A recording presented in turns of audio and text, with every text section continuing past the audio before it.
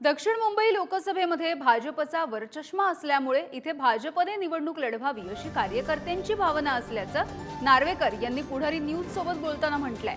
त्यामुळे दक्षिण मुंबई लोकसभेवरचा भाजपचा दावा अजूनही कायम असल्याचं दिसतंय।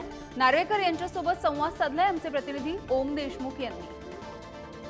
भाजपचा जो से आहे तो कायम आहे। भाजपाची ही भूमिका राहिलेली आहे, कार्यकर्त्यांची, स्थानिक कार्यकर्त्यांची मागणी राहिलेली आहे की हा मतदारसंघ भारतीय जनता पक्षानेच लढवावा। कारण इकडे दोन आमदार हे भारतीय जनता पक्षाचे आहेत, इकडे सर्वाधिक नगरसेवक भारतीय जनता पक्षाचे आहेत।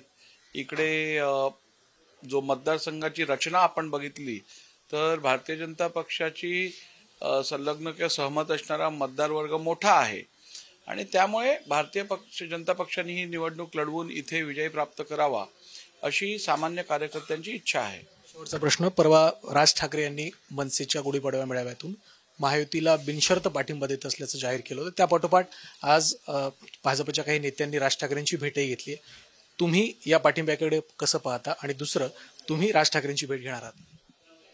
नाही, मी आदरणीय राजसाहेब ठाकरेंनी जो महायुतीला पाठिंबा द्यायचा निर्णय घेतला त्याचं मी स्वागत करतो आणि निश्चितपणे या निर्णयातून महायुतीला भरपूर खूप फायदा होईल आणि राजसाहेब ठाकरेंनी आदरणीय नरेंद्रजी मोदी यांच्या नेतृत्वाला वर विश्वास ठेवत हा जो पाठिंबा दिला आहे तो खरोखरच स्वागतार्ह आहे आणि मला आपल्या माध्यमातून महाराष्ट्र नवनिर्माण सेनेच्या सर्व कार्यकर्त्यांचे, पदाधिकाऱ्यांचे आणि राजसाहेब ठाकरेंचे मनापासून आभार मानायचे आहेत की त्यांनी हा अत्यंत जनउपयोगी आणि जनकल्याणाचा निर्णय घेतलेला आहे।